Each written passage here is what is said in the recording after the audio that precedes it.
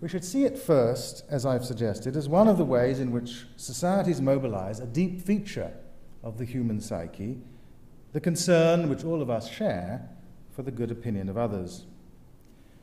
The practice of honour among gentlemen in the 18th century might seem to have been largely directed at the application of that general concern for the regard of others to the particular case of their own good opinion of each other. William Paley, the latitudinarian Archdeacon of Carlisle, who was to become famous for analogizing God to a cosmic clockmaker, famous at least among philosophers, asserted that the law of honour is, I quote, a system of rules constructed by people of fashion and calculated to facilitate their intercourse with one another and for no other purpose. Consequently, he went on, nothing is adverted to by the law of honour but what tends to incommode this intercourse, the intercourse of people of fashion. Hence, this law only prescribes and regulates the duties betwixt equals, omitting such as relate to the supreme being, as well as those which we owe to our inferiors. I think every one of these claims is hyperbolic. But the largest error in Paley's picture was his failure to recognize how richly ladies and gentlemen were enmeshed in networks of reciprocal attitudes, not just to each other, but also to what he calls their inferiors. Consider, for example, the performance that the 18th century called condescension. It occurred when a person of a higher status generously treated a person of lower status in a way that presupposed they were equals. It was a kindness, and when it worked, it pleased the beneficiary as much as it gratified the amour propre of the benefactor. Don Herzog, the historian of conservatism, reports an encounter between the Duke of Devonshire and John Payne Collier, his librarian, who may be known to some of you Shakespeare scholars, who's a very distinguished Shakespeare scholar, in which this conversation took place between the Duke and his librarian a few months before the Great Reform Bill. His Grace brought the librarian lunch in the library at Chatsworth, the grandest house in England, the grandest non-royal house in England. In his diary, Mr. Collier wrote, "He, the Duke, always does his utmost to lessen the distance between us and to put me at my ease, on a level with himself. I do not call it condescension, he will not permit the word, but kindness, and I should be most ungrateful not to make all the return in my power." In denying that he was condescending to Collier, His Grace was treating him in a way that presupposed they were equals. Granted that they were not, which was clearly Collier's view, the denial was itself just another form of condescension. In our more democratic age, we cannot admit to condescending in this sense, nor can we confess the pleasure we indubitably feel in the condescension of others. We cannot own up to these sentiments because we do not acknowledge either that we are or that we have betters. These practices of condescension were challenged by the same changes in attitude that ended the duel. In the erosion of the assumption of the Duke of Devonshire's massive social superiority to his librarian, an assumption that required condescension whenever His Grace treated Collier as an equal, the possibility of condescension as a gift to another adult disappeared.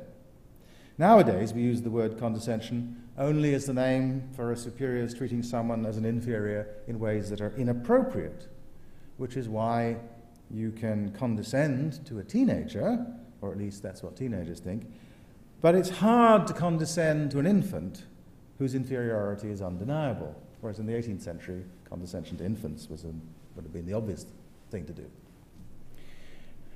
But the background assumption of hierarchy is available today, still, shows up in the fact that people will sometimes admit to resenting the opposite of condescension, which is insolence.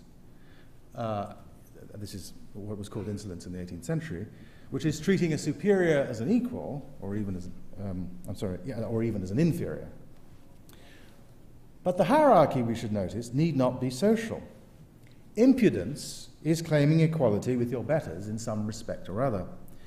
When Dan Quayle, campaigning for the vice presidency of the United States in 1988, compared himself to President Kennedy, Senator Lloyd Bentsen of Texas clearly thought that impudent in the 18th century sense, and responded with what we can only call condescension. "I knew John Kennedy," he said, thundering over the lectern. John Kennedy was a friend of mine, and you, Senator, are no John Kennedy. Both impudence and impertinence are offences of the same fundamental sort. They involve failing to tailor your behaviour properly to your station, presuming to act in ways that would require a higher standing than you actually have. They make sense only if we have a notion of standing to back them up. Now, these are not emotions, strictly speaking, they're forms of behaviour, but their meaning depends on the emotions that sustain them. Collier's humble pleasure, the Duke's gratified self-regard, the resentment and indignation of those who are treated insolently, impudently, impertinently, and the pride and amour-propre of the insolent. There is the same temptation here of reductive moralism that we saw earlier, of thinking with Aquinas that the only authentic standing is moral standing and the only legitimate hierarchy, the hierarchy of virtue and vice. Still, the standard that condescension, insolence, or impudence presupposes can be a moral one. There is scope for moralized versions of all three. Consider how easily the poor but pious can condescend to the rich but sinful, or how William Wilberforce and his evangelical friends spoke of their more latitudinarian aristocratic superiors. Social superiors, but bad Christians. Or consider, in reverse, the impudence of equating the lesser wrongs you have suffered with the sufferings of the martyrs. In fact, 18th century condescension, though clearly no longer based on 18th century social hierarchies, is a common enough practice still. We've just lost the name for it. When the president of the Royal Society stops to speak respectfully to a student after a lecture, he or she is talking down a hierarchy, and that is one source of the student's gratification. And in reporting this event, it would be natural, at any rate, to suggest, it would be natural, even for the beneficiary, to describe it as thoughtful or kind, or at any rate to suggest that it was not to be expected, which is, no doubt, why students don't approach Royal Society presidents more often. When they do, though, this condescension is precisely what they hope for. We don't call it that anymore, but they hope to be treated as equals by someone who is obviously not their equal. What they fear is its Janus face, contempt. Contempt can be hate-filled or dismissive, intense or mild, amused or angry, but like condescension, it requires a background system of status. Its natural expression, it's important that it has a natural expression, tends towards the sneer. Cecilia, the eponymous heroine of Fanny Burney's 1782 novel, Cecilia, reminds us of a crucial point that about this family of practices and sentiments associated with hierarchy through a remark she makes about contempt. Delville, her lover, has told her that they must elope if they're going to marry because, quote, my family will never consent to our union. Neither then, sir, cried Cecilia with great spirit, will I. I will enter into no family in opposition to its wishes. I will consent to no alliance that may expose me to indignity. Nothing is so contagious as contempt. The example of your friends might work powerfully upon yourself, and who shall dare assure me that you would not catch the infection?